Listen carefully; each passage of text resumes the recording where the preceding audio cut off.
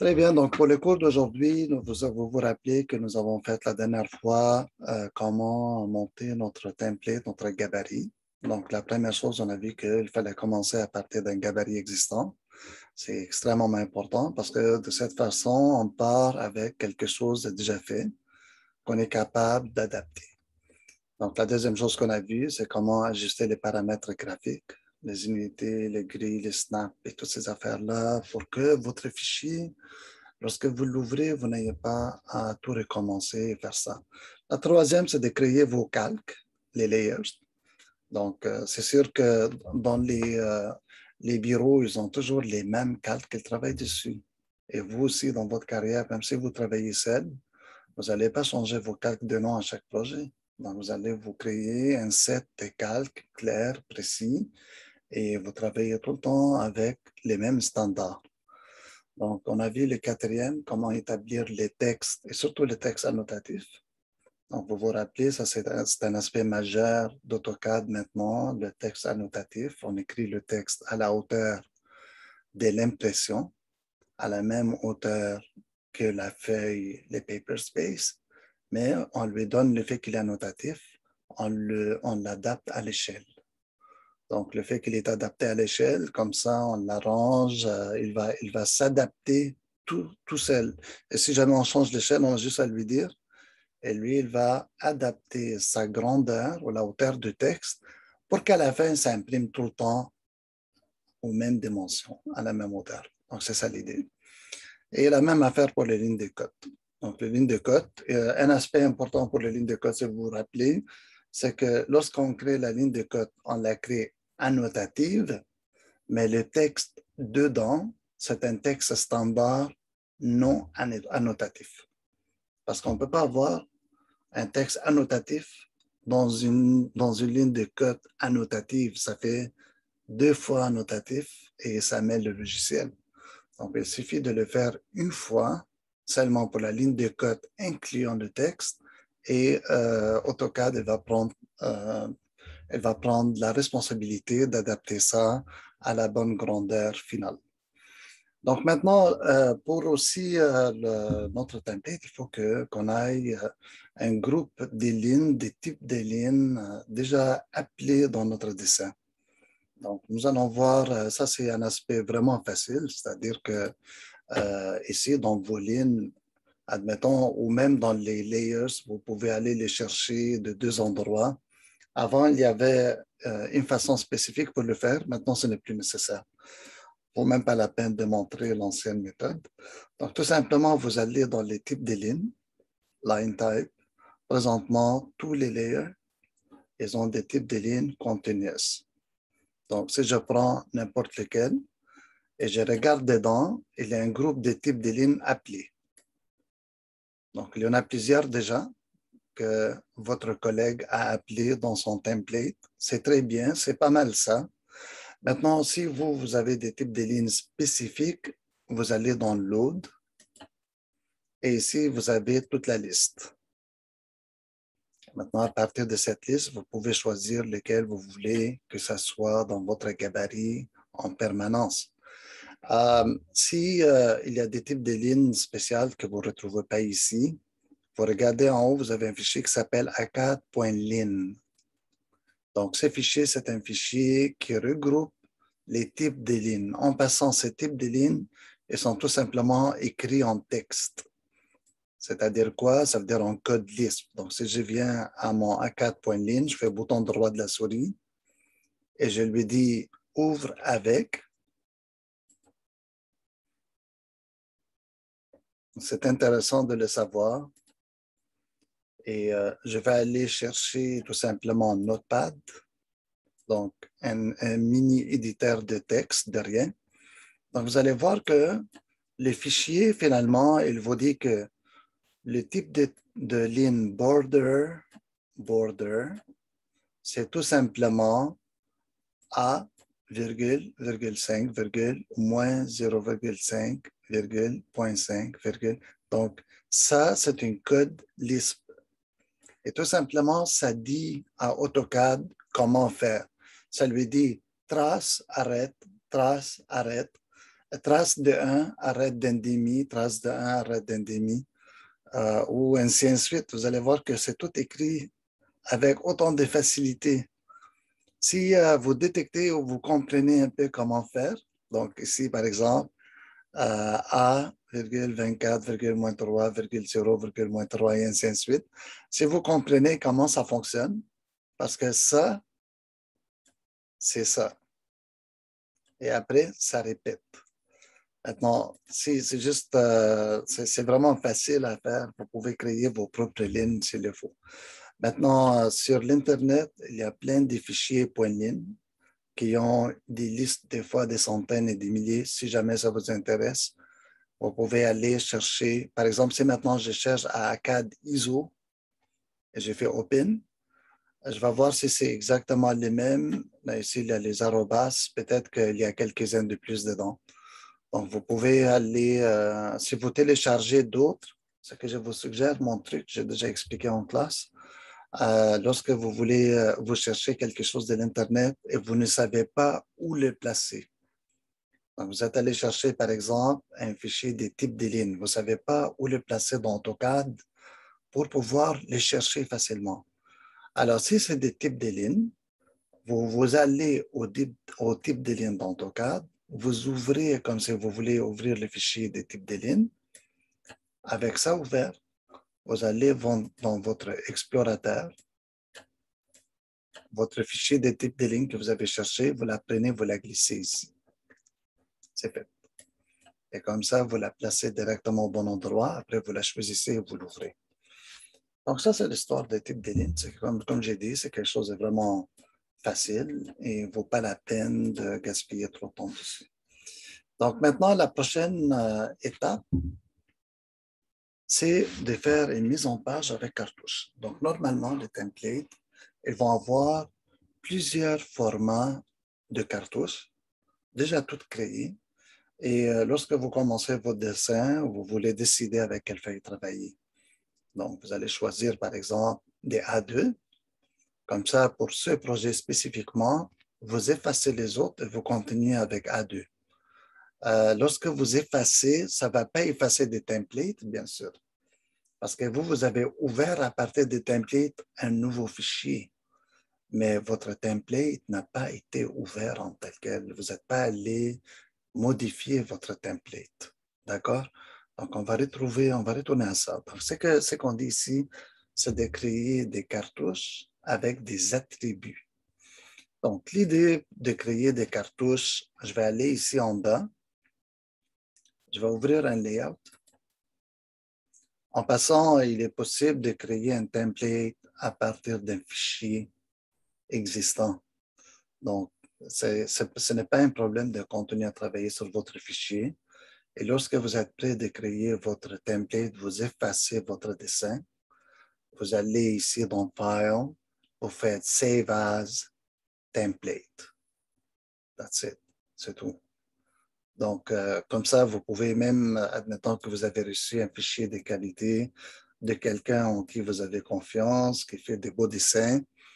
Et lorsque vous avez reçu son fichier, vous effacez tout son dessin et vous le sauvegardez comme template et vous l'appelez template, mon ami, mon cher ami qui a fait un beau dessin. Et vous partez à partir de ce template, vous le modifiez un petit peu et vous le sauvegardez pour vous-même. Je vous suggère fortement de lui demander la permission, par exemple, que vous voulez partir à partir de son dessin. C'est plus professionnel, n'est-ce pas? Alors maintenant, on veut créer les cartouches. Pour créer les cartouches, j'ai fait un nouveau layout. Je vais appeler ce layout, je vais aller changer son nom et l'appeler par exemple A4. Maintenant, on a expliqué la dernière fois qu'il y a une différence entre les feuilles impériales et les feuilles ISO ou système international. Donc, le système international, ils vont de A0 à A4. A4 correspond en format des feuilles américains ou impériales au letter, qui est 8,5 par 11. Mais en réalité, A4 n'est pas 8,5 par 11. Quand je dis ça correspond, c'est parce que c'est presque le même format des feuilles. Vous le tenez avec la main, c'est à peu près 7 grands. Mais ce n'est pas exactement les mêmes dimensions. Donc, c'est problématique si vous avez choisi des feuilles A4 ou un format A4 pour monter votre dessin, que lorsque vous l'imprimez, ça ne rentre pas sur les 8,5 par 11 exactement. Comment? Mais premièrement, vous allez avoir beaucoup d'espace sur la largeur, en haut et en bas. Et deuxièmement, il se peut que votre dessin va dépasser en longueur sur les deux côtés. C'est parce qu'un A4, il est plus long qu'un 8,5 par 11. Donc, il est plus que 11, peut-être 11,5, je ne sais pas combien. Puis, il est plus mince en largeur, donc il n'est pas 8,5, il est plus 8. Donc, admettons que c'est 8 par 11,5. On peut aller dans AutoCAD pour voir exactement c'est quoi la dimension. Donc, je vais taper ici, imprimer, plot, et on va aller chercher la feuille. On va premièrement choisir le format PDF. Donc, il faut choisir PDF en premier. Et si vous voyez que le format A, c'est 8,5 par 11. Parce que le format américain, c'est A, B, C, D, E.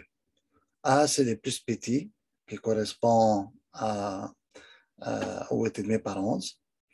Et E, c'est le plus grand qui correspond au A0, plus ou moins. Donc, si je regarde ici, par exemple, dans les formats, on va aller au A4. Vous allez voir que le A1, A2, A3, A4 et tout ça, c'est souvent écrit en millimétrique parce que c'est système international. On peut le transformer en impérial, il n'y a pas de problème, mais normalement, c'est format métrique. Donc, je vais aller prendre un A4, comme ça, et me dit que c'est 210 par 297.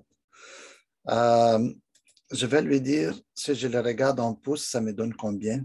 Vous avez vu comment j'ai changé ici en pouces? Elle me dit que c'est 8,3 par 11,7. Donc, le 11 de 8,5 par 11, il est rendu 11,7, c'est plus long. Puis le 8,5, il est devenu 8,3, légèrement plus mince. Mais c'est surtout la longueur qui est le problème.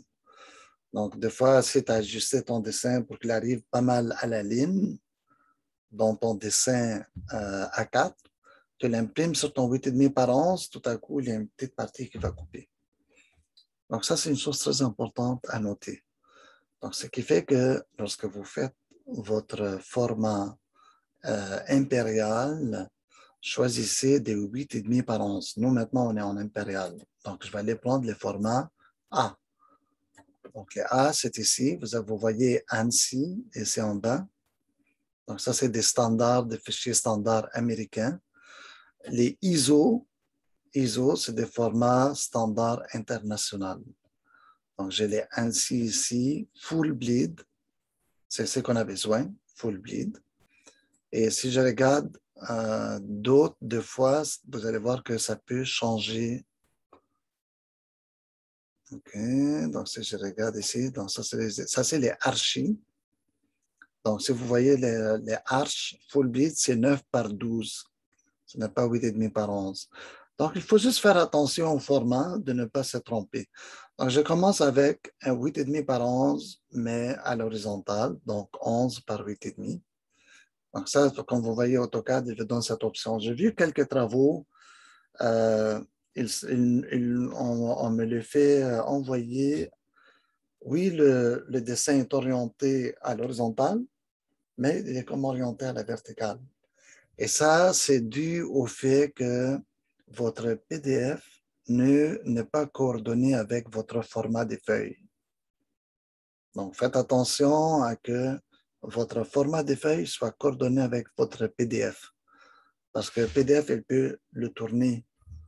Donc, si je vais essayer dans PDF Options, donc ici, juste assurez-vous de prendre le format horizontal 11 par 8,5 et non pas le format 8,5 par 11. Donc, je pars avec ça. Ici, je lui dis Landscape. Et je vais vérifier comme il faut que si je suis en impérial dans mon dessin, que je sois bel et bien en impérial ici. Ça, c'est crucial, ça. Si ce n'est pas bien fait, ça cause beaucoup de problèmes. Si je vais en millimétrique ici, regardez qu'est-ce qui se passe. Il dit 1, 0,03937. Ça change complètement mon échelle.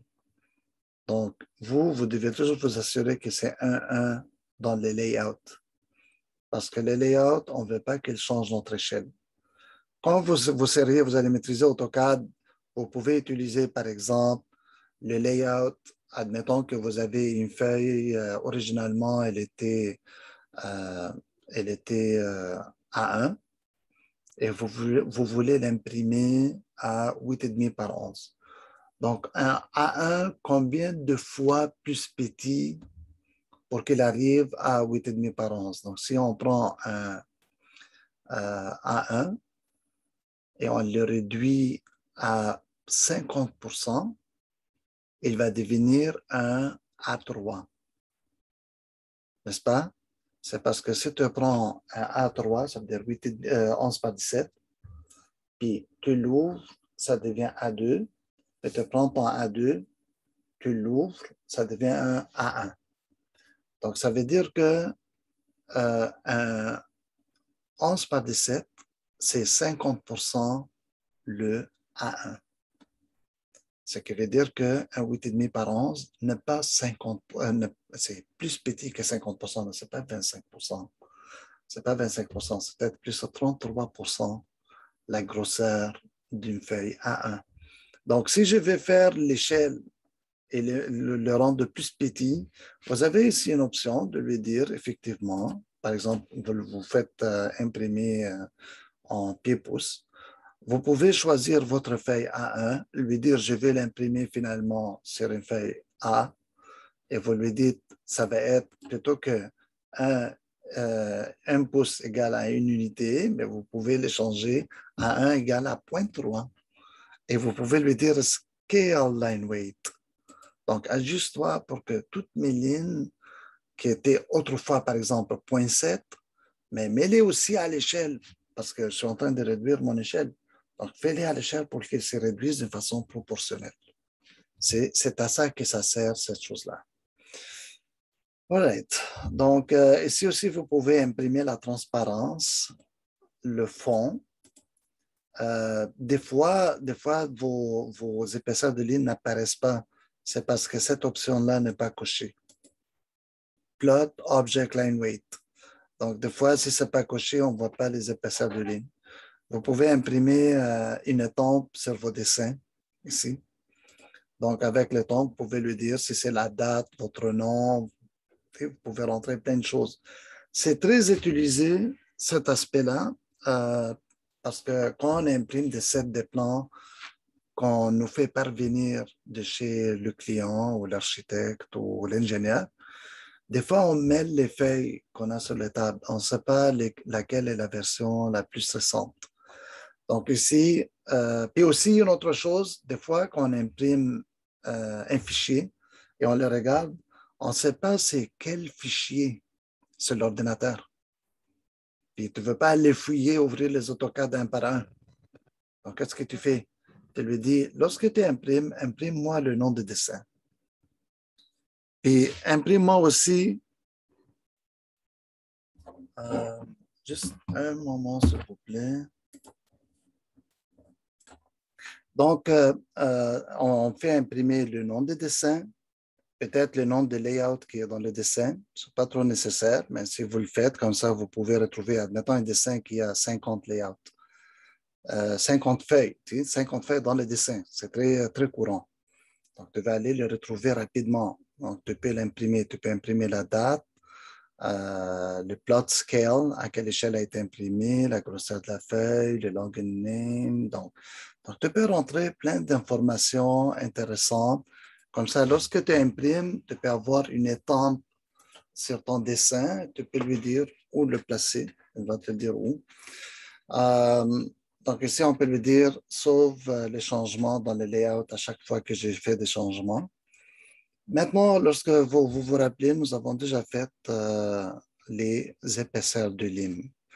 Donc, comme on a expliqué pour les dessins, si vous travaillez par exemple en format STB, donc ça veut dire qu'il faut créer des styles. des styles de 1 à 10, par exemple, exactement qui correspondent à vos plumes. C'est comme les CTB, mais les STB, c'est que vous créez 10 styles et vous assignez les styles précréés à vos lignes. C'est presque la même méthode que de donner des épaisseurs précises dans votre dessin à chaque ligne. Sauf que là, c'est fait avec des styles. Avec les styles, on peut aussi choisir en plus des épaisseurs de lignes, mais la couleur et aussi les types de lignes. Moi, je privilégie tout le temps ma méthode d'imprimer selon les couleurs des lignes. Parce que c'est visuel et c'est facile à contrôler. Donc, si vous aimeriez mieux comprendre STB, je pourrais faire un mini-cours dessus. C'est vraiment pas compliqué. Et aussi, vous pouvez le retrouver dans mes documents en une page. Donc, si je regarde maintenant mon fichier CTB, je regarde, par exemple, le rouge, il est noir, 0.8. Le jaune, il est noir, 0.53. Le vert, il est noir, 0.3. Le cyan, noir, 0.18. Le bleu, 0.05. Donc, ça, c'est les lignes de cote. Le magenta, dans ce cas-ci, il est 0.15. Ça dépend d'une personne à l'autre. Je suis en train de voir de plus en plus de gens qui donnent cette couleur au texte. Donc, ils spécifient le magenta pour le texte. Le texte, il faut que ça paraît bien. Donc, il faut que ça soit entre 0.3, 0.4, 0.5, quelque chose comme ça. À la suite, le blanc, aussi c'est le noir, en réalité c'est le blanc aussi, c'est les blocs, donc 0.13. Le gris, il est 0.05 et l'autre gris, c'est 0.09, mais attention, celui-là, le dernier, on ne le fait pas en noir, on change la couleur, on va aller dans les couleurs indexées, puis on va lui donner une couleur grise. Donc, comme ça, la numéro 9, elle va s'imprimer en gris, pas à 0.09, à 0.05. Puis la 8, elle va s'imprimer la même épaisseur, à 0.05, mais en noir. C'est ça qui va faire la différence entre la première et la deuxième. Ça, le 8, ça va être les hachures ou les patterns, les motifs visibles à l'intérieur d'un bâtiment, comme la céramique ou autre. Tandis que la 9, elle, ça va être les patterns ou les motifs invisibles qui sont des représentations. Ils ne sont pas réels, c'est des représentations, comme par exemple l'isolant dans le mur. L'isolant dans les murs, ce n'est pas quelque chose, on fait une représentation des courbes qui font des va-et-vient. Mais ça, ce n'est pas quelque chose quand on regarde l'isolant en réalité, il n'a pas ce motif-là. La maçonnerie, on l'a fait avec des lignes diagonales croisées. Mais ça, quand tu regardes la maçonnerie coupée, tu ne vois pas des lignes croisées. Donc ça, c'est des représentations. Personnellement, je l'ai fait en gris. Tout ce qui est représentation. Tandis que les lignes de céramique, c'est vraiment le joint de céramique. Et même, on va faire un effort en design intérieur pour que nos lignes de céramique arrivent au bon endroit. C'est-à-dire, on va faire les alignements. On va dire à l'entrepreneur qui va bâtir, qui va faire la céramique, où est-ce que les joints doivent arriver. Ça fait que tes lignes à 0.05 en noir, c'est parce que c'est des lignes qui existent. C'est des lignes qui vont rester. Donc, ça, c'est mon approche pour la compréhension. Vous pouvez le contester. Vous allez voir que dans les bureaux, il y en a qui vont aller plus loin que moi j'y vais. Ils vont utiliser des couleurs ou autres. Comme vous pouvez en avoir qui adoptent une méthode plus précédente, plus ancienne, et ils vont aller tout en noir avec une quantité des épaisseurs limitées. Donc, je vais faire Save and Close. Donc, ça, c'est mon fichier CTB. Si je fais mon preview maintenant, voilà. Donc, il se peut que ça soit très épais maintenant. C'est parce que mon échelle est trop petite pour entrer sur une feuille 8,5 par 11. C'est pour cela que, personnellement, ce que je peux faire, je peux, par exemple, je peux en avoir plusieurs fichiers CTB pour plusieurs échelles. Mais on peut aussi changer le scale de line weight, mais en changeant l'échelle. Présentement, ça ne va pas donner des différences parce que vous n'avez pas changé l'échelle, parce que maintenant, il est en train de fitter un. Mais lorsque vous allez lui dire de rentrer votre feuille sur une feuille plus petite, là, il va le faire. Mais ça ne va pas comme affecter les cartouches, par exemple. Les cartouches vont devenir beaucoup plus petites. C'est pour ça que ce n'est pas la meilleure idée. La meilleure idée, c'est d'avoir des feuilles différentes et d'avoir ici, par exemple, un fichier, un deuxième fichier que je vais lui donner un nom différent. Donc, je vais l'appeler ici euh, format A. Ça, c'est le plus facile. Hein? Format A. Donc, ça, comme ça, quand ça rentre sur la feuille A, je sais que l'échelle est beaucoup plus petite. Ou je peux rentrer l'échelle. C'est difficile de savoir ça va être quoi l'échelle. Mais format 1, disons que je vais avec ça. Et là, je vais aller graduellement tout changer. Donc, mon point 8, elle peut devenir peut-être point 5. Mon point 5, il va devenir peut-être point 3. Mon vert, mon point 3, il va être point 15. Mon cyan, point 18, il va être point 09. Et ça va rester point 05 malheureusement. Ça, pour le moment, je ne l'utilise pas, donc je les laisse. Ça va être point 09. Mon 8 va être point 05 et ça va rester. Donc, je vais faire un save. Et là, je vais le choisir, mon format A. Maintenant, je vais aller dans les previews. Et normalement, je suis supposé d'avoir une meilleure présentation. Donc, c'est encore quand même, c'est quand même encore très foncé parce que le format probablement est trop petit. Mais par contre, il y a quelque chose à prendre en considération ici. Donc, je vais faire Apply to Layout. Je vais faire 1500. Ici, je vais élargir un petit peu ma feuille. Et je vais aller choisir une vraie échelle parce que présentement, il n'y a pas d'échelle. Ça, on l'appelle l'échelle Scale to Fit. Scale to Fit, c'est pas bon. C'est pas une échelle. Il ne faut pas que tu laisses. Donc ici, on va tester. Ça, c'est mon 1.8, 3.16. 3.16, ça a l'air bon. Donc, je rentre dans mon viewport et j'ai fait un pan pour le centrer, comme ça. Maintenant, je double-clique dehors, je sors de ça, je retourne dans Plot. Donc, je sais maintenant que je suis à échelle 1.8.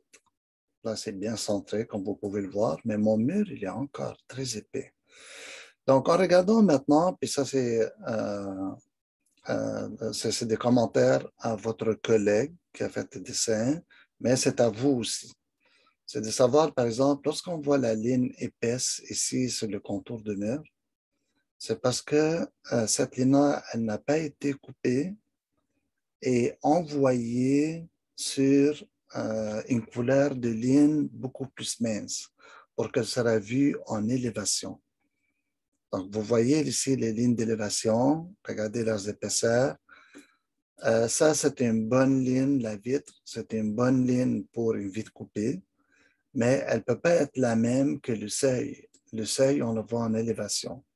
Ça, c'est une excellente ligne pour le cloison maintenant. La porte aussi est très belle, mais le seuil aurait pu être plus mince. Donc, le problème ici, c'est vraiment cette ligne. C'est la ligne de seuil de la fenêtre qui n'est pas adaptée. Donc, il faut faire attention à ça. Donc, lorsque vous faites vos dessins, donc si j'y retourne personnellement, puis je vais l'arranger, je vais regarder c'est quoi le problème exactement. Quand on clique sur ça, on voit que la ligne n'est pas coupée. Donc, qu'est-ce qu'il aura fallu faire ici? Comme vous le savez, il aura fallu aller dans Trim, trimer cette. Moi, j'ai l'ancienne version.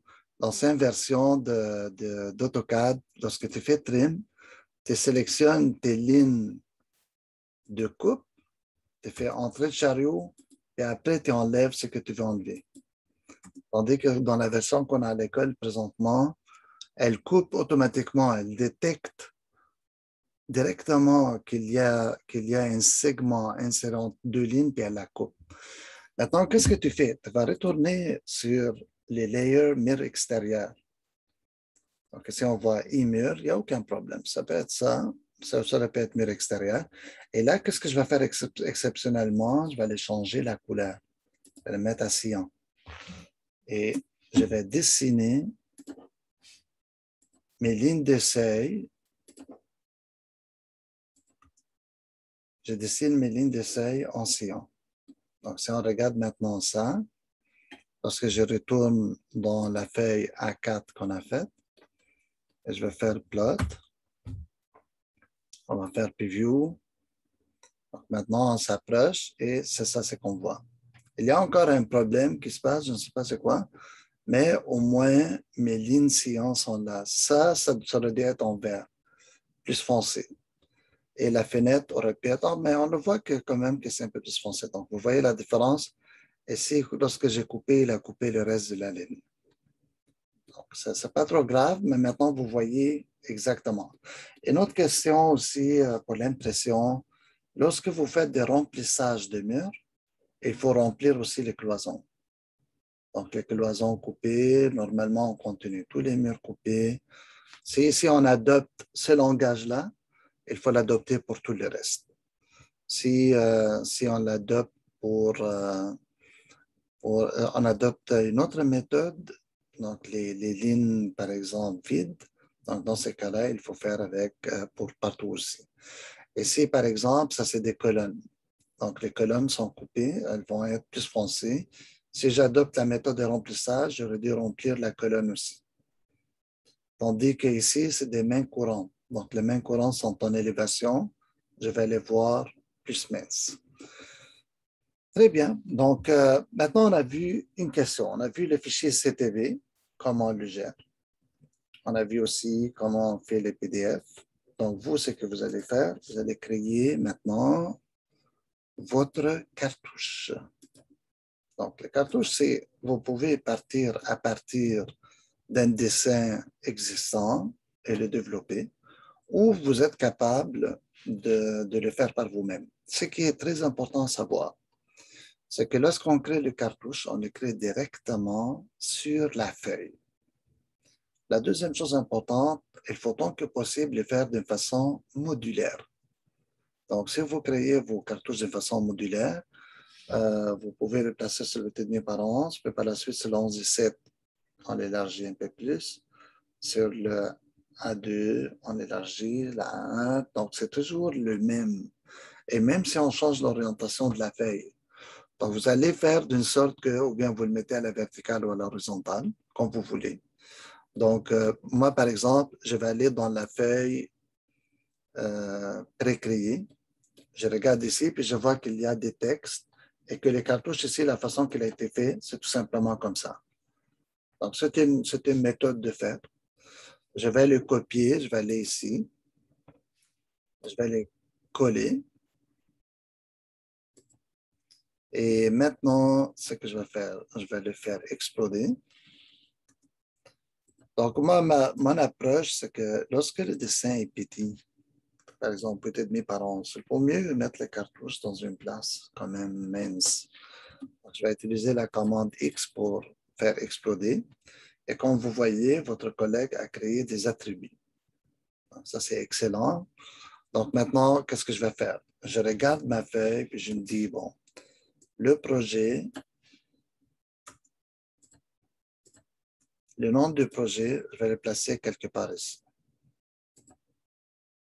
avec l'attribut. Donc, si vous ne savez pas comment faire les attributs, je vais en faire un tantôt. Je n'aurai pas besoin de tout faire. Au moins, je pourrais faire un. Donc, ici, le nom du dessin, je peux le mettre à côté. Ensuite, j'ai ici dessiné par. Peut-être que je peux faire des groupes à 2 étages. Il est possible dans les cartouches de faire le texte légèrement plus petit que le reste. Parce que c'est une cartouche. Pas besoin de... Mis à part le titre, le reste, ça peut être plus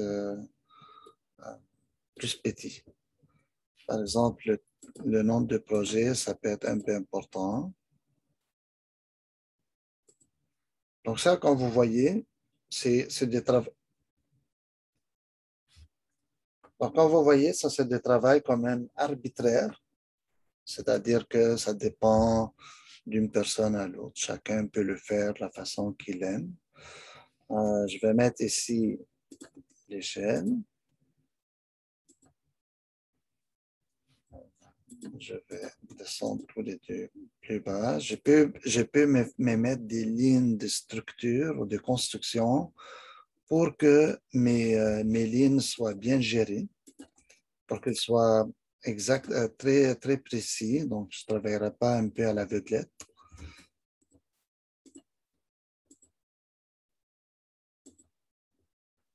Donc, finalement, on va placer ça. Donc, ici, le numéro de page. Ici, j'ai beaucoup de snaps des snaps polaires et angulaires qui viennent trop déranger. Donc, je vais juste m'assurer que c'est bien centré partout.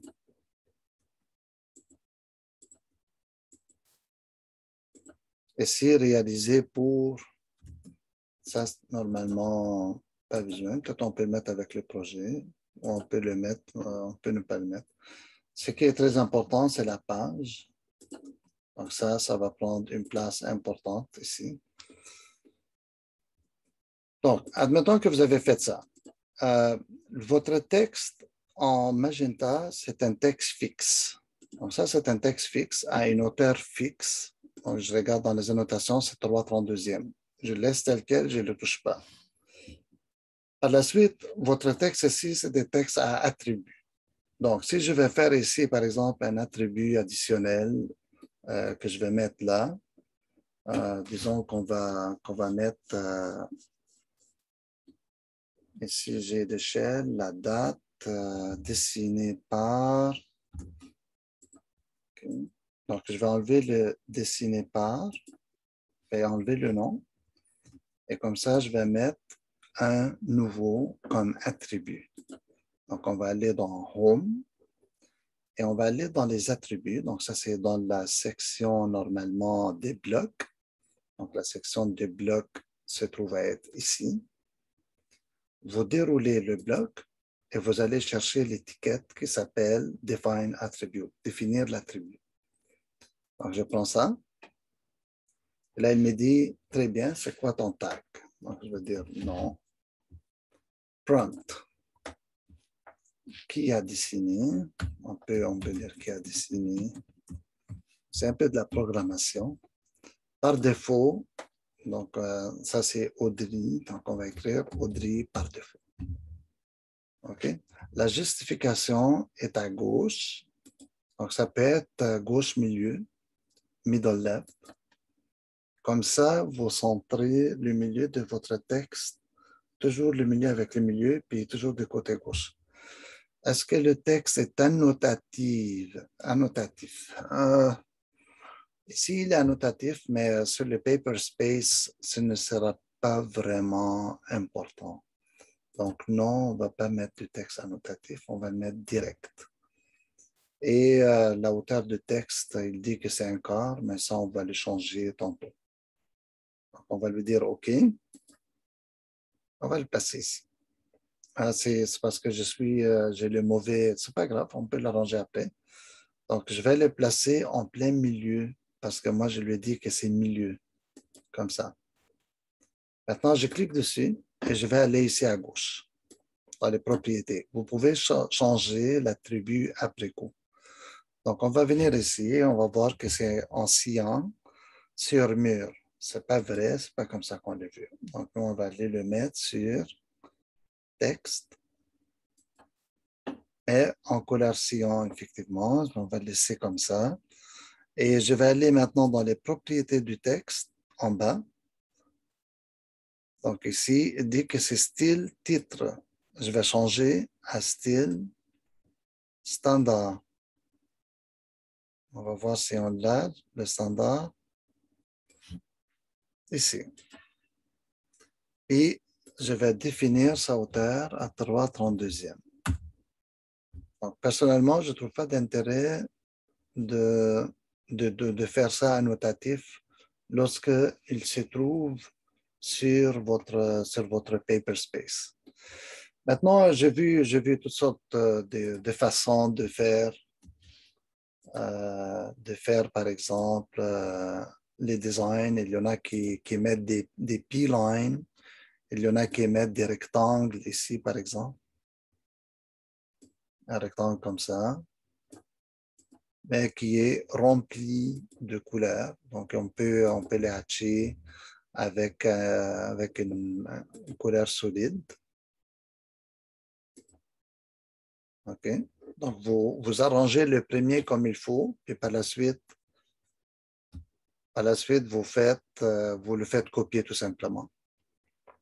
Donc, si le premier ici, vous le mettez sur le layer cartouche.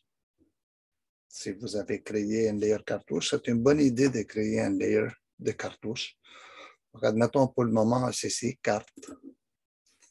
Et là, ce que vous faites, vous pouvez tout simplement le dupliquer.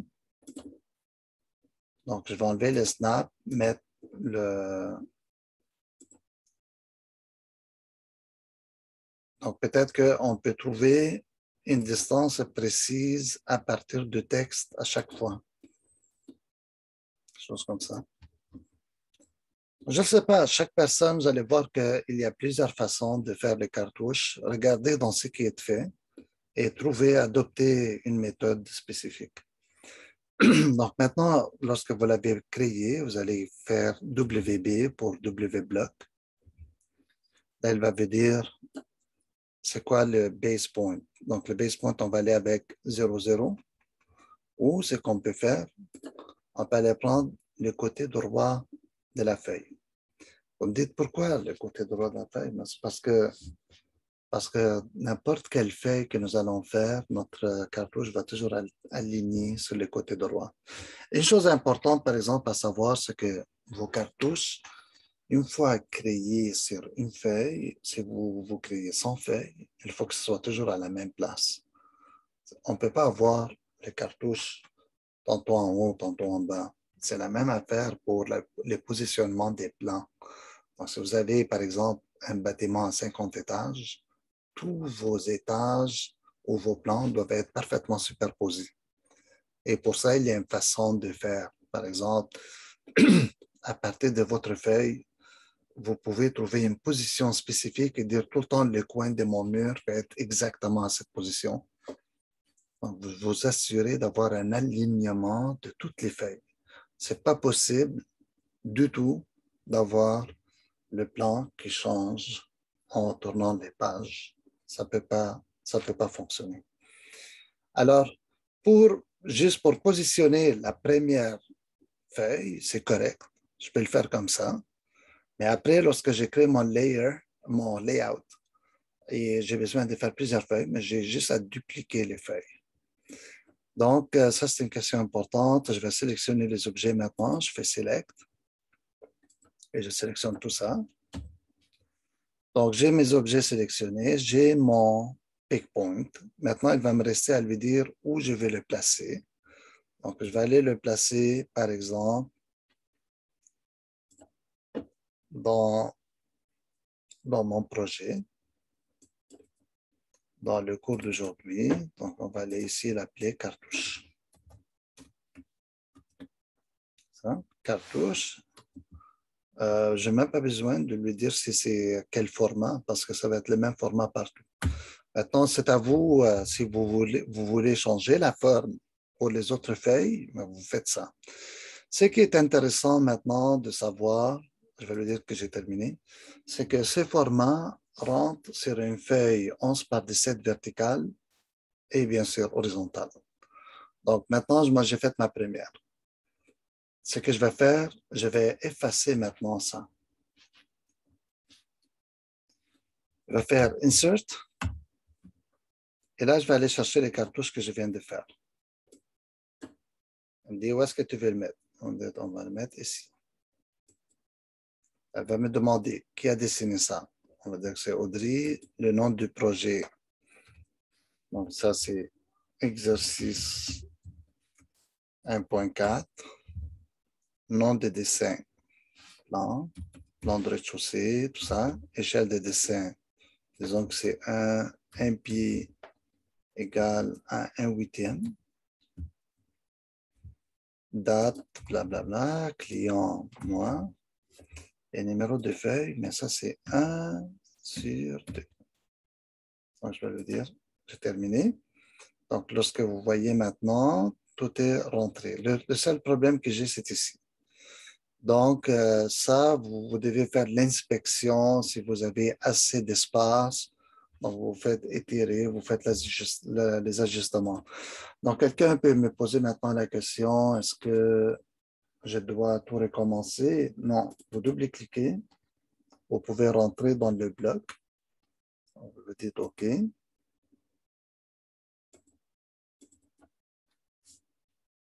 Ici, propriété, sillon, tout est beau. OK, on va faire ça. Donc ici, vous faites bouton droit de la souris, vous allez voir Block Editor. Ou vous pouvez faire Edit Block in Place. Donc l'un ou l'autre. Si je vais dans celui-là, il va aller me ramener dans une feuille à part. Donc dans cette feuille-là, je vais pouvoir, par exemple, lui dire que ça, je vais le déplacer plus à gauche. Ça aussi. Comme ça. Lorsque vous avez terminé, je vous le dis, Close Block Editor. Save the changes to cartouche. Oui. Donc, comme ça, mon bloc va changer.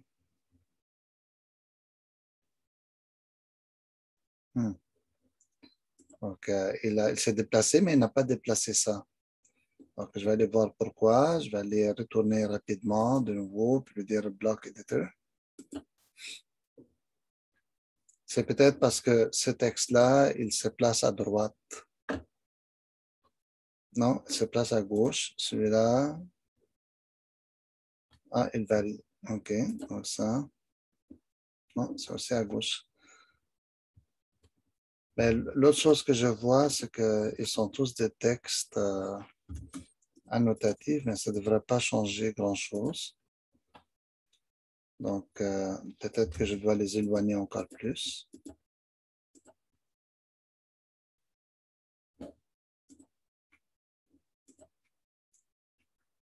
C'est vraiment étrange. Donc, je vais lui dire de les changer sur place. Ici. Donc, comme ça, si je lui dis de le changer sur place, c'est plus facile. Donc, ça, c'est exercice 1.4.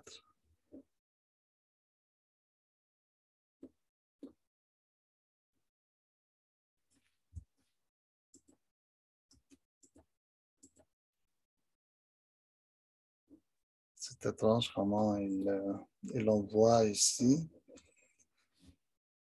En tout cas, peut-être qu'il y a quelque chose que je ne vois pas dans le type de création de ce format. Je ne sais pas pourquoi il les éloigne comme ça.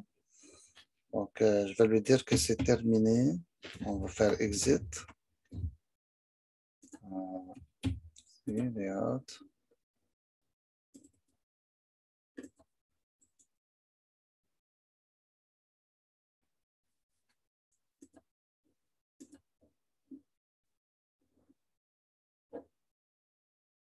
OK.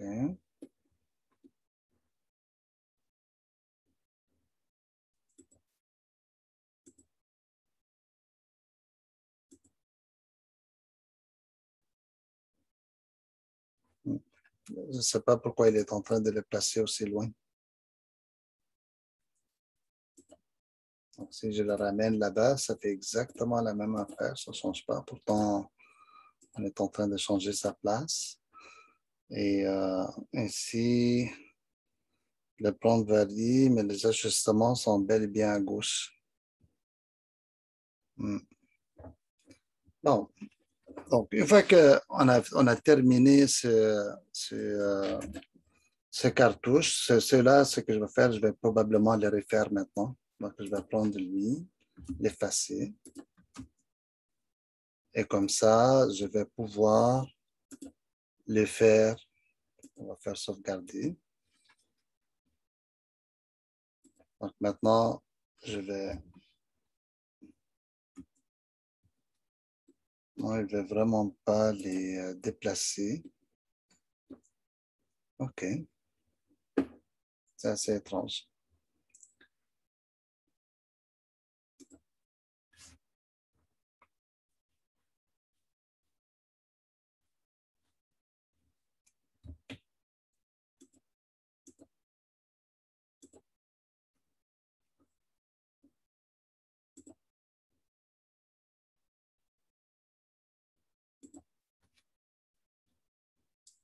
OK, très bien. Donc, disons que pour le moment, c'est ça ce qui se passe pour les cartouches. Donc, pour les cartouches, on va en faire une feuille pour chaque format.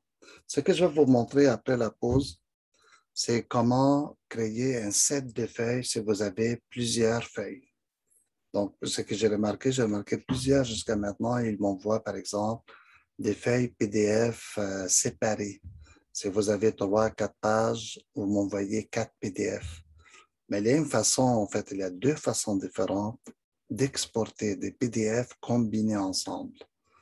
Et une des plus importantes et plus connues, c'est par exemple d'exporter un groupe de feuilles, de créer un groupe de feuilles et par la suite l'exporter ensemble. Donc, prenez une petite pause. On a fait déjà 1 heure de théorie.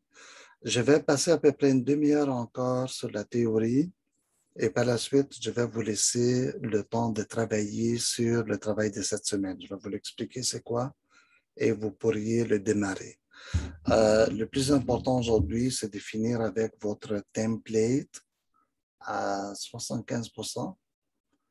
Et au prochain cours, nous allons travailler ensemble un simili-examen où votre template doit être fini à 100% pour que pendant l'examen, vous n'auriez qu'à dessiner. Donc, prenons une petite pause de 10 minutes, s'il vous plaît. Il est présentement 2h01. On va se retrouver à 2h11. Ariel, tu as une question? Oui, donc si je comprends bien, l'examen, vu qu'on a juste fait un gabarit impérial, il va être en impérial. Oui. Cool, merci. Euh, écoutez, pour nos amis européens ou européennes dans la classe, ce ne sera pas juste parce qu'elles sont plus à l'aise en métrique au système international. Donc, je vais donner le choix pour que vous travaillez en impérial ou en métrique. Je vous donne le dessin. Le seul problème, c'est que le dessin que je vous demande de faire, si je ne me trompe pas, les dimensions sont déjà données en impérial. Je vais penser si je vous donne 2 dessins différents, un en impérial, un en métrique, mais ayez votre gabarit préparé et idéalement que vous ayez les 2 gabarits préparés. Donc, allez, prenez votre pause, puis on se revoit tantôt dans 10 minutes.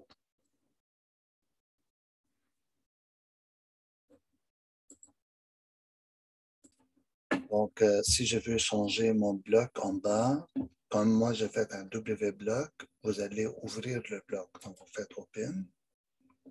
Parce que le bloc est un fichier, maintenant, est un fichier AutoCAD séparé, comme ça, celui-là. Quand vous faites W-block, c'est comme si vous faites finalement un dessin à part. Donc, le voici mon dessin des cartouches. Donc, dans mon dessin des cartouches, admettons que j'ai encore ici le nom trop serré. Donc, je vais le ramener ici, celui-là ici. Je vais le ramener comme ça pour donner plus d'espace. Si j'ai des ajustements à faire, je le fais de cette façon. Je sauvegarde. Là, maintenant, il dit qu'il ne peut pas parce qu'il y a une autre version ouverte. Donc, si vous avez le même fichier ouvert 2 fois, AutoCAD ne vous permettra pas de sauvegarder pour ne pas écraser l'autre.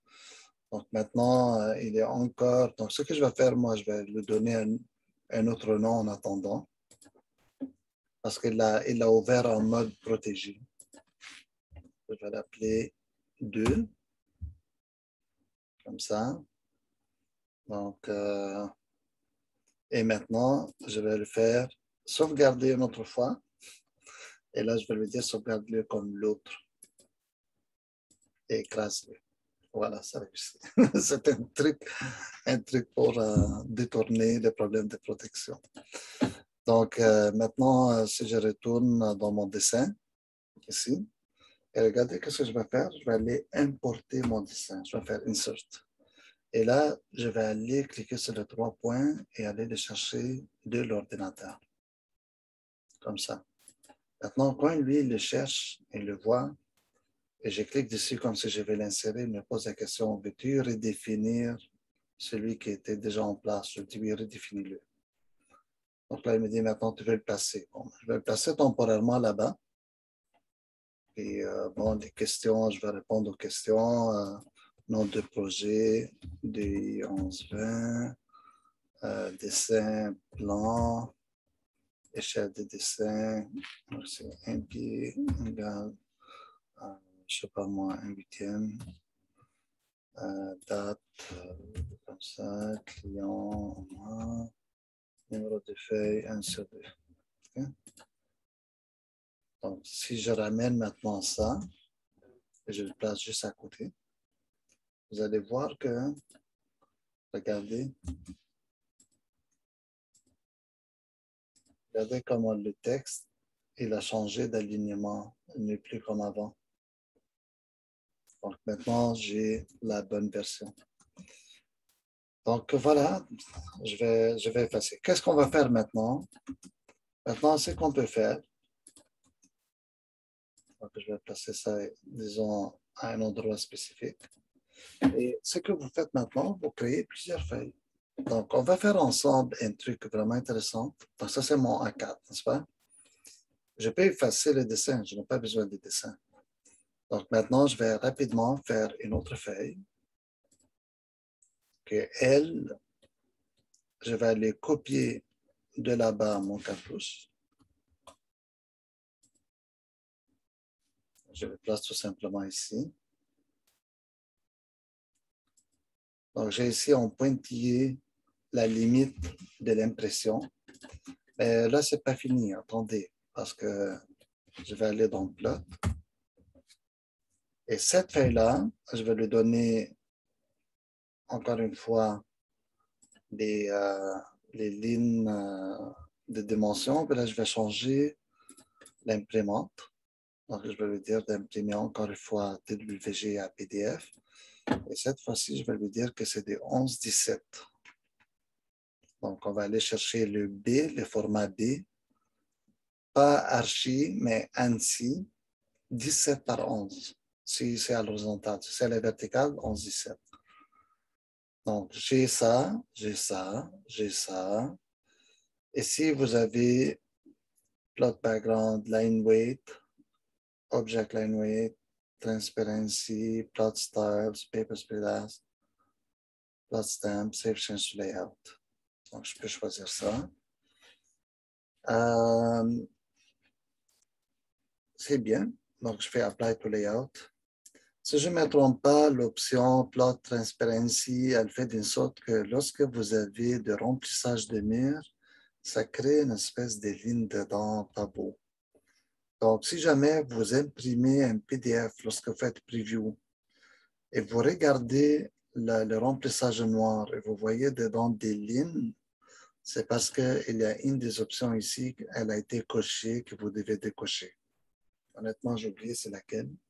Si quelqu'un a des problèmes, il peut me le dire, comme ça on peut les tester. Donc maintenant, j'ai une feuille 11-17. Voilà. Pour ma feuille 11-17, qu'est-ce que je fais? Je garde mon cartouche. Mon cartouche qui est fait exactement à l'échelle de Paperspace, il peut fonctionner sur toutes les feuilles. Et je peux en rajouter d'autres éléments si je le veux. Je ne suis pas obligé. Donc, vous, pour votre template, donc ça va être pour moi le format B. Écoutez, moi, je suis habitué avec les formats, je connais leur nom, mais si vous n'êtes pas habitué, vous pouvez les appeler, par exemple, peut-être par 11 en 17, des choses comme ça. Donc, ça, c'est mon format 8,5 par 11. Ça, c'est mon format 11-17. Maintenant, je peux tout de suite, je peux tout simplement dupliquer, faire Move or Copy. Et ici, je vais lui dire créer une copie et Move to End. On va aller à la fin. Donc, il va aller à la fin de nouveau. Lui, je vais l'appeler C. Et comme ça, c'est le C, je vais taper plot. Et ici, je vais changer à C, 22 par 17. Je vais dire Apply to Layout. Je sors. Et comme ça, encore une fois, je peux ajuster mon cartouche pour qu'il tombe parfaitement au bon endroit. Donc, on recommence autant avec la même question. Vous êtes obligé d'ajouter une ligne par-dessus. Vous pouvez ajouter, par exemple, des dates de révision. Vous pouvez le mettre à la verticale comme à l'horizontale. Vous pouvez, une fois rendu à A2 ou à C, vous les mettez à la verticale. Moi, je n'aime pas le 8,5 par 11 mettre à la verticale parce que l'espace est déjà trop restreint. Donc, le coller en bas, c'est beaucoup plus intéressant. Donc, maintenant, mon C, je vais le dupliquer une autre fois. C'est le dernier que je fais. Vous comprenez les principes. Je veux dire, créer une copie, puis bouge à la fin.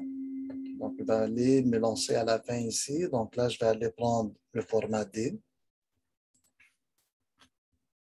Comme ça. Alors, dans mon format D, je vais faire plot. Ici.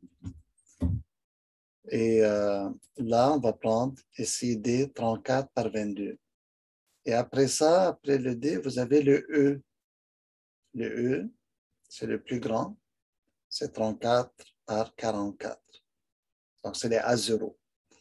Dans le format D, ici, je vais prendre 34 par 22. Je fais Apply to Layout. Voilà. Donc, vous voyez, c'est déjà... Donc, la plupart des feuilles A1 que je connais, donc ces formats-là, normalement, les cartouches, ils sont à la verticale. Donc, maintenant, vous savez comment créer les cartouches. Donc, qu'est-ce que ça veut dire? Ça veut dire que chaque feuille que vous avez créée, ça va être pour vous votre template personnel. C'est à vous de le faire. Effacez d'ici ce que vous avez. Arrangez votre cartouche. Faites-le beau comme vous voulez. Dessinez-le. Faites-le comme un bloc. Et par la suite, si quand vous commencez votre dessin, si c'est A1 que vous allez utiliser au format D, effacez les autres feuilles pour partir à partir de D. Vous allez en faire après des layouts. Donc, 1 pour la page 1, page 2, 3, 4, 5, 6. Donc, maintenant, c'est exactement ce que je vais faire avec vous. Admettons que mon projet, c'est format A. Ça. Donc là, je vais dire, OK, format A, je suis déjà à l'échelle. Je m'approche ici, regardez, je suis à l'échelle 1/8. C'est moi qui ai défini ça, par exemple. C'est moi qui ai écrit 1/8. Il ne le calcule pas automatiquement. Vous êtes bien conscient de ça. Ce n'est pas Revit. Donc, il faut que vous écriviez la bonne échelle. Si vous avez deux dessins, vous écrivez ici voir la page et sur la page, en dessous de chaque dessin, vous marquez l'échelle avec le nom du dessin. Donc, maintenant, ce que je vais faire, ce que j'aimerais vous montrer, c'est comment créer un set de feuilles. Donc, ça, c'est un truc très intéressant. Donc, à partir de cette feuille-là, je vais la dupliquer. Donc, je fais Move or Copy et je vais lui dire, passe-moi là après le A et crée une copie. Donc là, elle se place ici. Je peux aller la placer à côté, comme ça. Vous pouvez la draguer, n'est-ce pas? Donc, vous prenez une page, vous avez le droit de la draguer en arrière, en avant. Et ici, c'est rendu le moment maintenant de donner des vrais noms à mes dessins. Donc, j'aurais pu ici l'appeler plan de rez-de-chaussée, élévation, et effacer tous les autres layouts. Donc, très important maintenant que vous remarquez ce qu'on va faire. Ça va être mon élévation. Donc, je vais rentrer dans mon dessin. Je suis déjà à échelle 1/8. Je glisse mon dessin et je vais afficher mon élévation. Là, ça rentre à peine. Ça ne rentre pas bien en réalité. Bon. Donc, normalement, il ne faut pas qu'on coupe. Peut-être que je pourrais élargir légèrement mon cadre, mais ça, il faut que le cadre, si je garde le cadre, il faut qu'il soit pareil pour les deux dessins. Je ne peux pas avoir un cadre tantôt petit, tantôt grand. Il faut que ce soit toujours uniforme. Donc maintenant, j'ai mes deux dessins. Donc vous me dites, comment tu fais cette affaire de feuilles? Pourquoi tu le fais? Premièrement, la plupart des projets, c'est 10 feuilles plus. OK?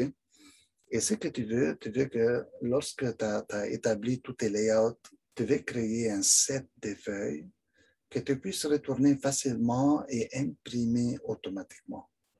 Et que lorsque tu les imprimes en PDF, ils vont aller dans une feuille ensemble. Donc, comment tu fais? Tu vas aller dans View. Et ici, tu vas aller dans Sheet Set Manager, celui-là. Donc, tu vas aller ici. Il va te ramener dans cette feuille, dans ce format-là.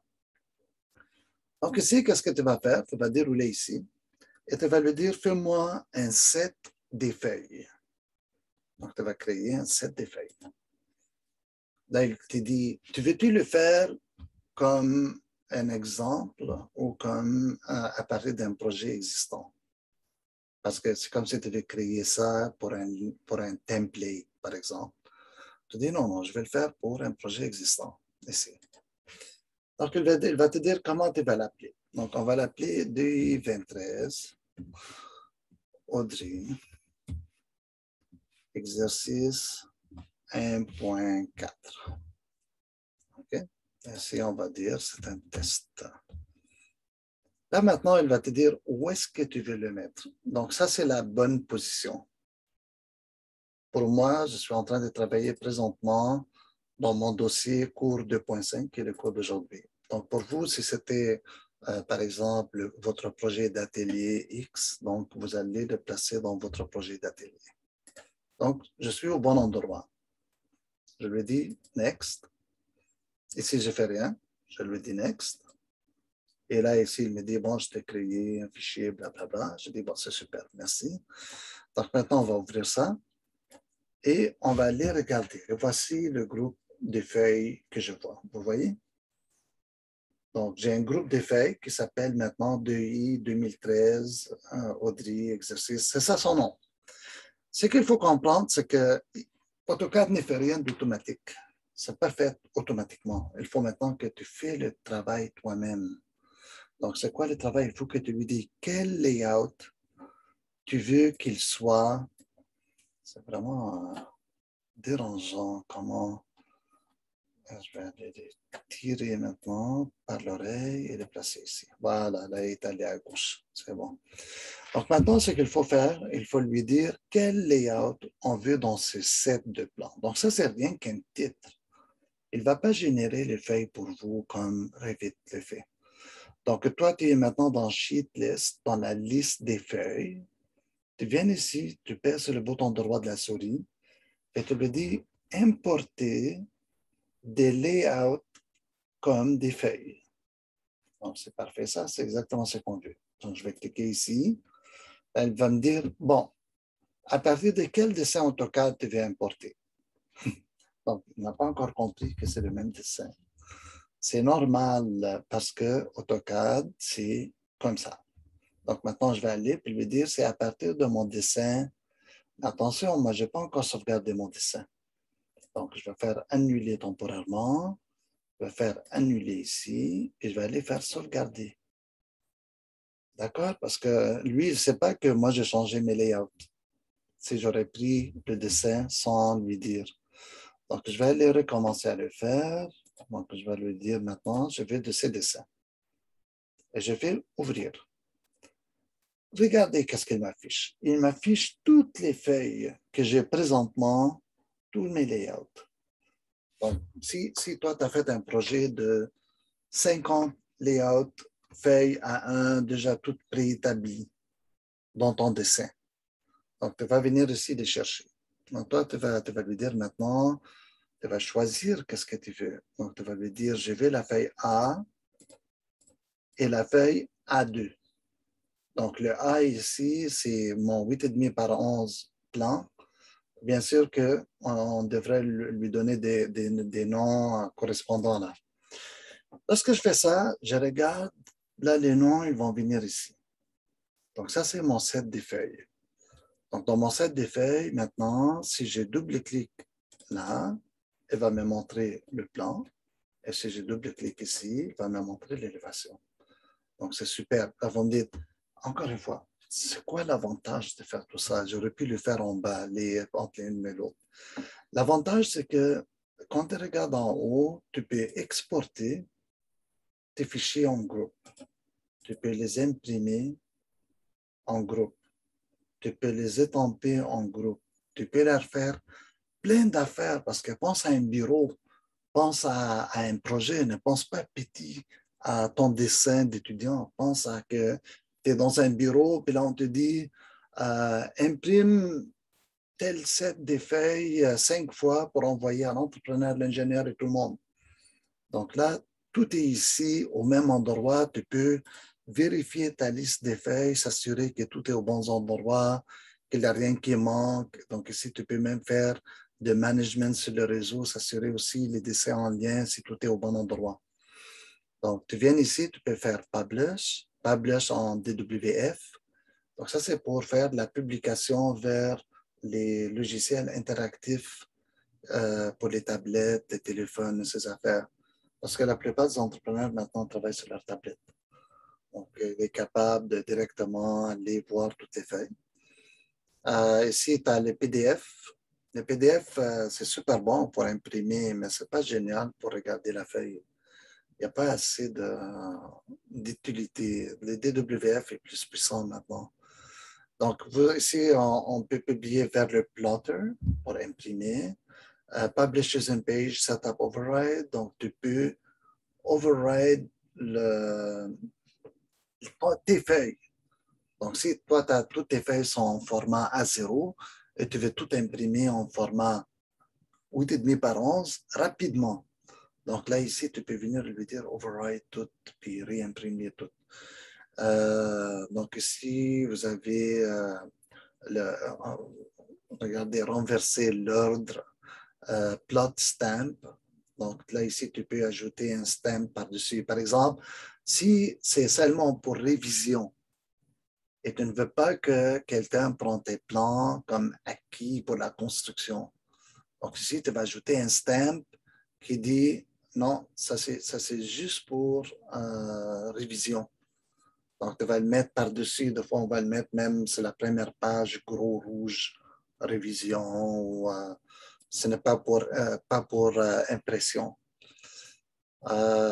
Donc, ça, c'est le plot stamp setting. C'est ici que tu vas les gérer. Tu vas dire exactement qu'est-ce que tu veux mettre dessus. Donc, tu peux déjà tout les préparer, ton stamp, ton étampe, mais tu lui dis de ne pas l'inclure. Ou tu peux venir tout simplement te le dire de l'inclure, puis il est déjà fait. Donc ici, Manage Page Setup, ça c'est tes pages d'impression. Donc présentement, il dit que c'est des D-size full scale. Je vais faire Modify. Attends, ce n'est pas des D-size, ça c'est les mauvais. Les mauvais parce que je vais retourner voir juste ici parce que je pense qu'il a pris le override.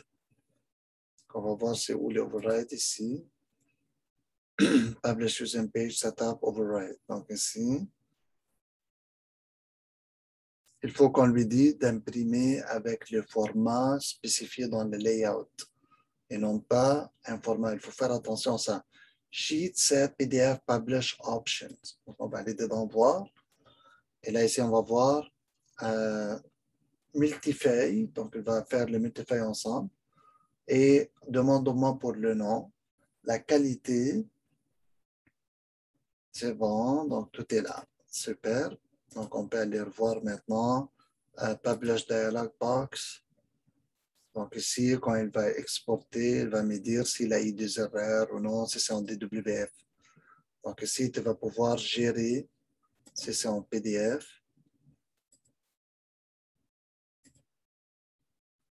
Donc on est capable même de faire des settings.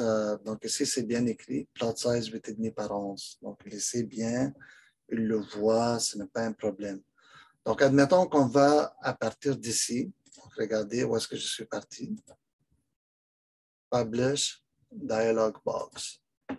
Donc, ici, je vérifie à partir Publish to PDF. Je peux lui dire où sauvegarder.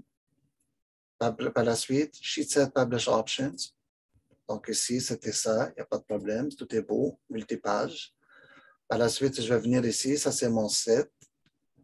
Il n'y a pas d'erreur, il me dit que tout est beau, les feuilles sont bien. Et ici, je regarde les informations. Par la suite, ici, je peux lui dire d'inclure les tombes. Donc si je le dis Publish, il me dit où est-ce que tu veux le mettre. On va le mettre au même endroit. Comme ça. Et on va lui dire là-bas. On me donnait 2 secondes pour voir. Les voici. Donc, ma page, elle a été exportée avec tout. Mais ça, c'est une seule page. Donc, je vais retourner parce qu'il aurait fallu sélectionner les 2 pages. C'est très important de sélectionner. Admettons que tu as 30 pages ici.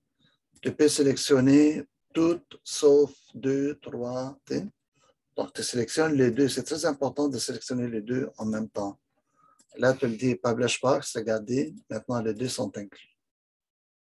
Donc maintenant, je dis Publish de nouveau.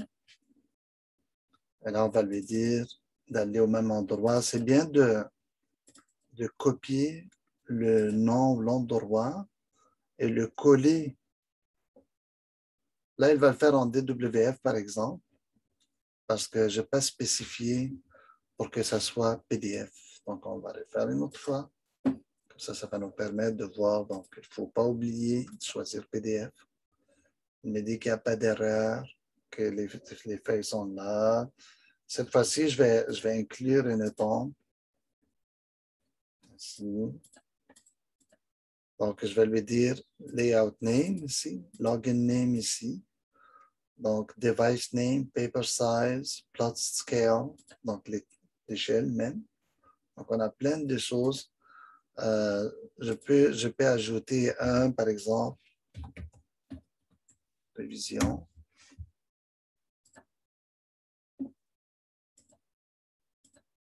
Comme ça. User defined field. Donc, je vais lui dire révision. Donc, on peut ajouter même des places. Vous pouvez venir ici spécifier encore plus spécifiquement où mettre, à quel endroit. Donc là, présentement, c'est PDF, tout est beau, puis j'ai juste à publier.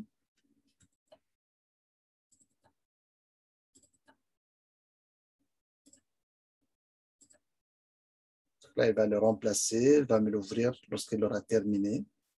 Donc, vous voyez, mon dessin, il est bien placé. J'ai les 2 feuilles. Maintenant, dans les 2 feuilles, si je fais un zoom out, j'ai ici l'endroit où est-ce qu'il se trouve mon fichier. J'ai le format, j'ai plein de choses écrites dessus. Vous dites, mais c'est laid, comment c'est écrit? Oui, mais le temps, c'est fait pour que personne ne puisse utiliser vos dessins pour des fins de construction lorsqu'en réalité, vous êtes en train de faire, par exemple, envoyer pour tout simplement pour que les clients les révisent. Vous ne voulez pas que les clients prennent vos plans de révision puis ils commencent la construction parce que lui, il est prêt. Tout est beau pour lui, il est satisfait de votre travail, mais il ne vous a pas encore payé entièrement, donc ça ne fonctionne pas. Donc, à partir de maintenant, je ne suis plus supposé de recevoir des travaux avec des feuilles séparées. D'accord? Ça, c'est vraiment important que vous puissiez envoyer le tout ensemble. Maintenant, il y a un raccourci aussi pour la publication. Il est possible d'exporter en PDF. Tout simplement, si ça ne vous tente pas de faire. Donc, la seule chose que tu dois faire, c'est de faire ta sélection. Vous me dites, c'est quoi la différence? La différence, c'est que vous avez moins d'options. Les tombes et toutes les autres affaires. Vous avez un peu moins d'options, c'est juste l'export direct. Tandis qu'avec la publication, tu as un certain contrôle sur ce que tu fais. Y a-t-il des questions sur ça jusqu'à maintenant pour comment créer les feuilles, créer votre cartouche? Juste en passant, après que vous placez vos plusieurs feuilles, par exemple, moi, cette feuille, si je m'approche pour voir, je vais fermer ça là. Ça, c'est la feuille 1/2. Et elle a un titre. Elle a un titre, par exemple, je ne sais pas où, plan. Maintenant, si je vais à ma deuxième feuille, elle est supposée d'être élévation. Donc, ça se peut que vous me posez la question, mais comment tu modifies si tu as copié le même cartouche? Tu viens dessus et tu double-cliques, tout simplement. Elle va t'ouvrir la feuille. Après qu'elle te l'ouvre, tu es capable d'aller retourner et changer. Par exemple, ton plan, tu viens ici, il te dit c'est élévation. Normalement, on écrit en majuscule dans l'architecture. Donc ici, ça va être 2/2. D'accord? Donc maintenant, si je regarde, ça c'est 2/2, ici c'est élévation. Dans mon autre dessin, ça ne va pas changer. Ça reste plan 1/2. Parce que ce ne sont pas des informations inchangeables, ce sont des informations changeables. Donc, AutoCAD s'attend de vous de changer ce type d'information. Donc, on a fait le tour de ça. Fichier CTV, l'impression, les cartouches, c'est vraiment comme important ces informations-là. Je vais juste finir avec vous. Donc, c'est ça, le fichier CTV, on l'a déjà fait et ça, on l'a fait. Maintenant, juste préparer les légendes et appeler vos blocs favoris. Donc, comme vous pouvez le constater, je vous ai déjà montré un dessin d'une collègue qui prépare ses légendes d'emblée. Donc, elle va mettre à côté, ça c'est une légende par exemple,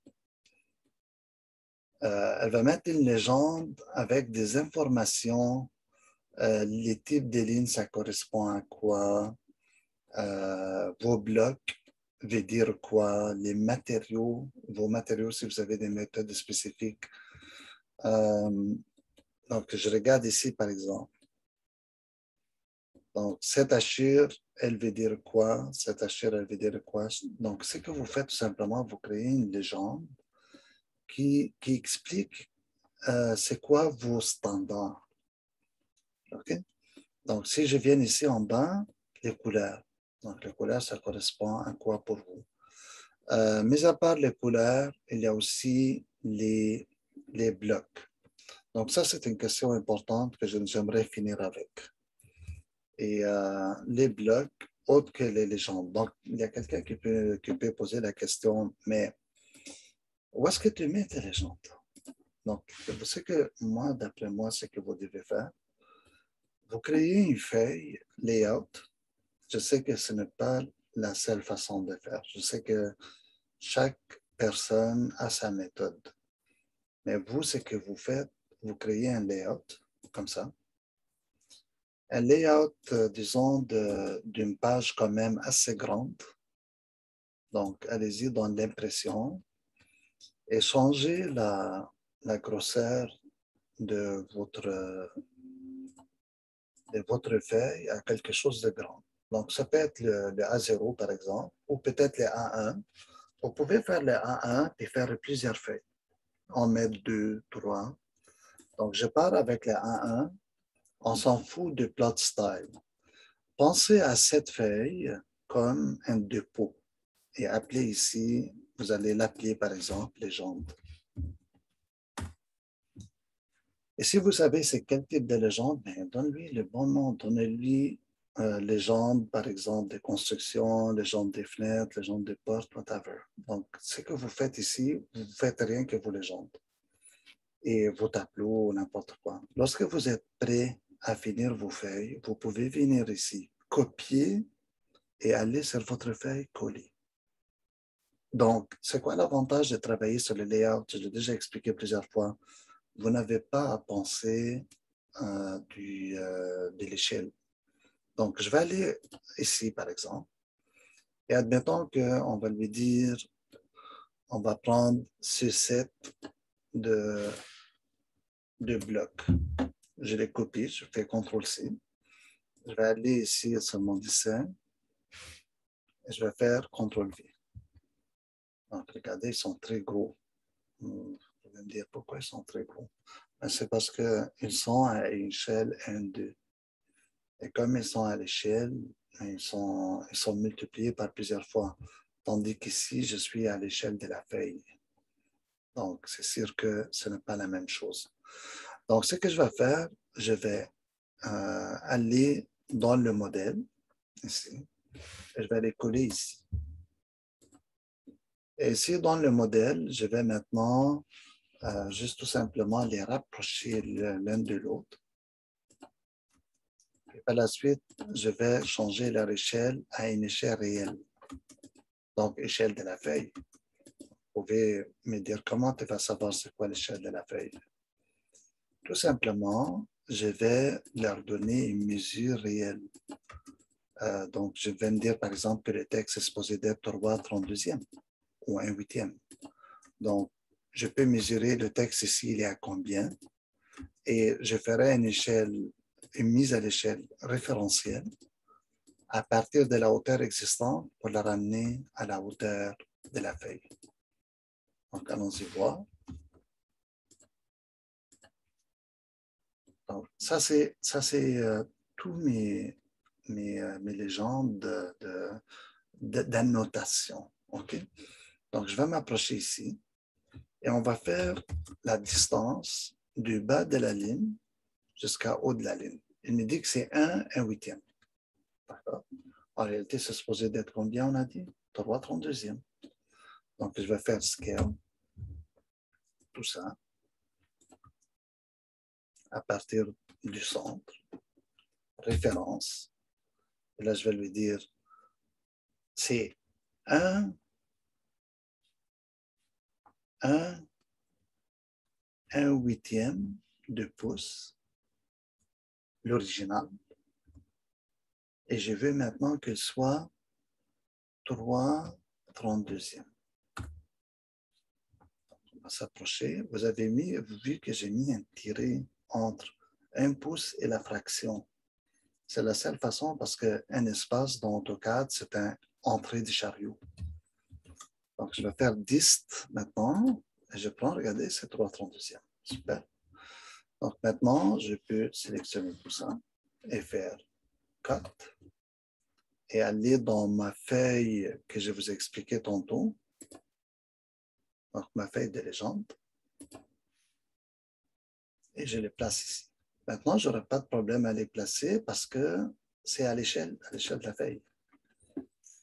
Donc, maintenant, qu'est-ce que je peux faire? Je peux, par exemple, disposer ma légende à la verticale et écrire à côté de chaque c'est quoi. Ou je peux tout simplement les placer. Le seul problème, c'est que ce type de légende, normalement, on le place sur le modèle. On ne le place pas sur la feuille de layout. Donc, maintenant, moi, je vous montre un exemple, mais ce n'est pas le seul. Mais je vais vous montrer maintenant un exemple concret, par exemple, pour les niveaux. Je vais prendre les niveaux et je vais retourner sur mon modèle et je vais les placer ici. Donc, nous, il faut qu'on mette des niveaux sur l'élévation, comme on a fait avec Revit.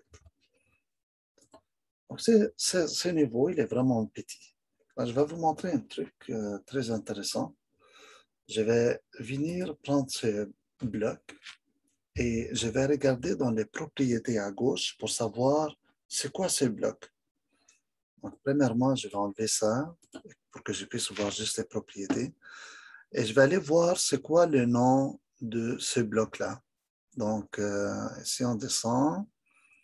Name, ID, niveau. Vous le voyez? ID, niveau. Très bien.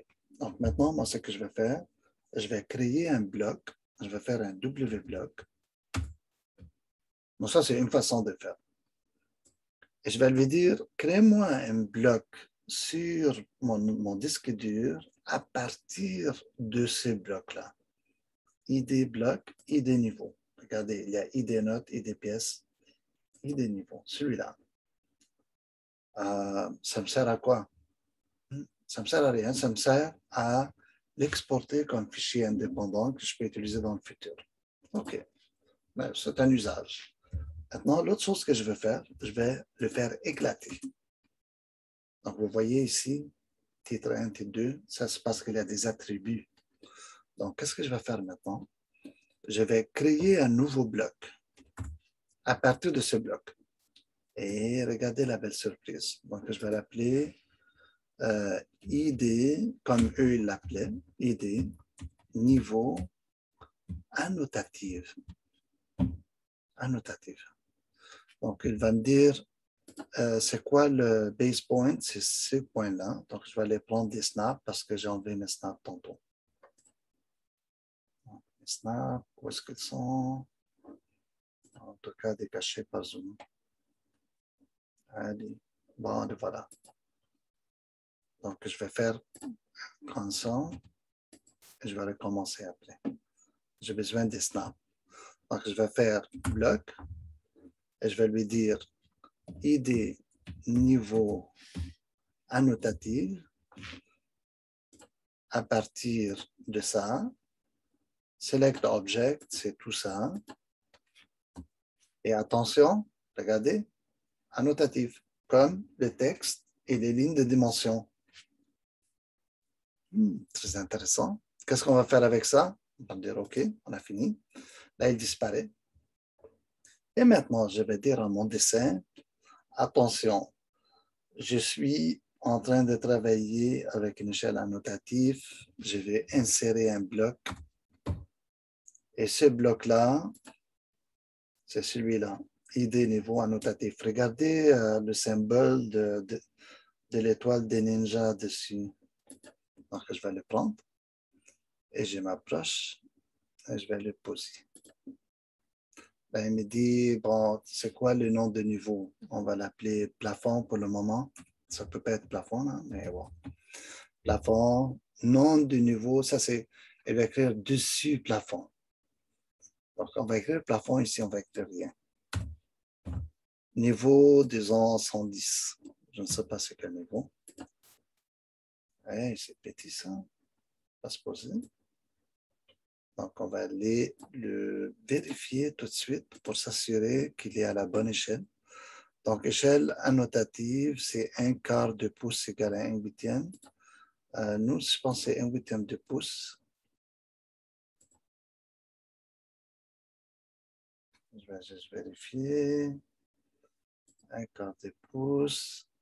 C'est comme s'il n'a pas placé vraiment à l'échelle. Je vais vérifier c'est quoi la hauteur. La hauteur, c'est 1/8. 3/32e, ça a l'air bon.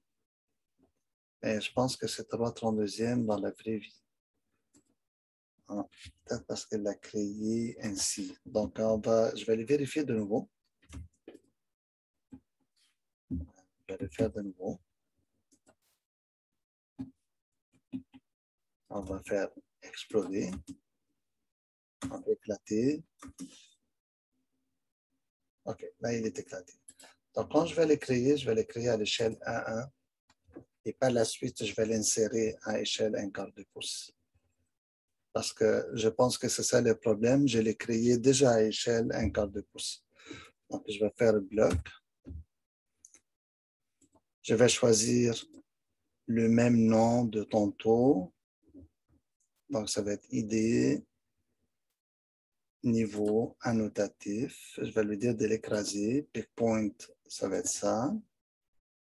Select object, ça va être ça. Je vais dire que c'est annotatif. Allow exploding, c'est correct. Inch, convert to block, donc tout devrait être correct. Redefine. OK. Donc maintenant, je vais changer mon échelle à 1/8 de pouce ou 1/4 de pouce. Comme ça. Donc là, mon texte est déjà positionné. Et là, je vais faire Insert. À moins que ce n'est pas le bon. Oui, c'est le bon, c'est celui-là. Et le voilà, regardez comment c'est beau.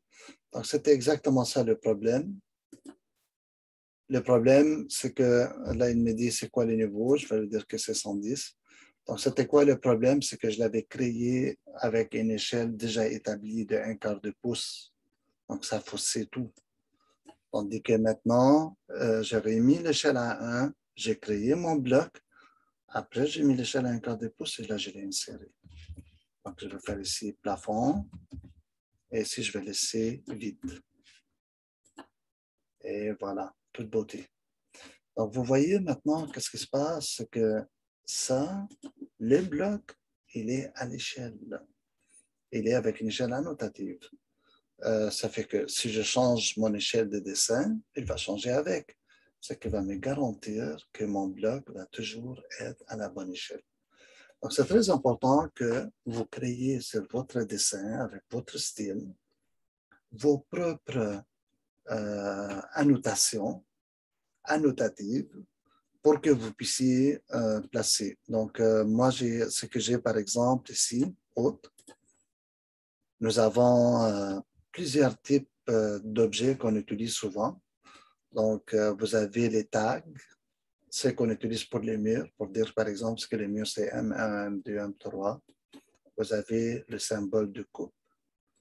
Vous avez le symbole d'identification des portes et fenêtres, des portes et fenêtres, c'est ça. Le triangle, ça, c'est souvent pour les matériaux. Ça, c'est un tag numéroté, donc c'est pour identifier des numéros spécifiques. Puis là, vous avez le nom de fichier, le nom de vos dessins. Maintenant, toutes ces choses-là, vous pouvez les créer vous-même de façon annotative pour toujours vous assurer qu'ils sont à l'échelle. Mais pour ceux qui n'ont pas le temps de le faire, je dois juste vous montrer que c'est possible d'aller dans View et aller dans Tool Palette. Il n'y a plus de place pour il n'y a plus de place pour faire rien là. Okay. Donc, la Tool Palette est ici maintenant. Et dans Tool Palette, ce que vous faites, allez-y dans Annotation. Maintenant, dans Annotation, vous avez la première partie impériale et la deuxième partie métrique. Ce qu'il y a dans les deux, c'est exactement pareil. Ce que vous retrouvez ici, c'est des blocs d'annotation annotative. C'est ça ce que vous avez. Donc, ils vont, ce que vous avez, par exemple, quand on les regarde, ça, c'est les tags qu'on disait. Donc, admettons que tu veux mettre un tag sur ton mur. Là, présentement, c'est à cette échelle. Mais si je vais le mettre sur le modèle, donc, nous, on est à échelle 1/4 maintenant. Je vais aller les chercher, tag, et voilà. Donc, là, par la suite, mais il faut les tourner, vous pouvez l'orienter de cette façon. Vous avez vu comment j'ai fait. Donc, après que vous le placez, tu as juste à prendre les grippes et tu peux tourner et le placer à l'orientation que tu veux. Ce n'est pas super beau. C'est pour ça que la plupart des designers, ils ont des leurs.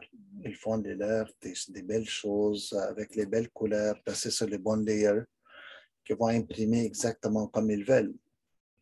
Donc, vous voyez ça, par exemple, c'est beaucoup plus beau pour l'identification des murs.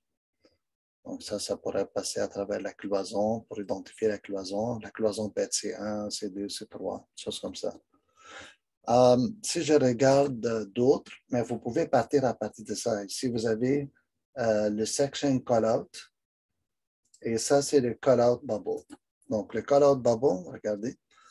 Donc, vous pouvez partir à partir de ça. Je peux le placer pour voir une élévation quelconque, par exemple, par ici. Une fois sélectionné, regardez ici, vous pouvez cliquer sur la flèche pour la tourner de droite à gauche. Vous pouvez tourner son orientation vers le haut à partir du grip, comme ça. Ça peut être même à angle, je crois, si je ne me trompe pas. Présentement, je suis en mode ortho. Et enlever le mode ortho, regardez, vous pouvez aller, ça c'est 45 degrés. Et c'est le fun, il va garder tout le temps le texte orienté vers le haut. All right? Donc ça, vous pouvez partir à partir de ça, peut-être le décomposer, travailler ses couleurs, puis après le recomposer comme un bloc et l'identifier pour vous. Vous avez ici la section, c'est-à-dire la coupe. Donc ça, c'est la coupe. Disons que c'est une coupe de mur. Donc ça part du même. Très attention, faites attention à ce que vous placez ça, de ne pas placer votre bille par-dessus les lignes de code. Il ne faut pas obstruer une information par une autre. Puis là, bien sûr, les titres, mais les titres, on les met rarement sur les dessins. Maintenant, à cause qu'on est à la bonne échelle, ça fonctionne bien. Mais le titre, normalement, tout simplement, quand vous êtes sur votre layout, ici, donc ici, je vois qu'Audrey, elle a fait la même chose. Elle est allée chercher un titre. Donc, ici, vous avez les graphic scale. Donc, le graphic scale, vous avez simplement à l'ajuster.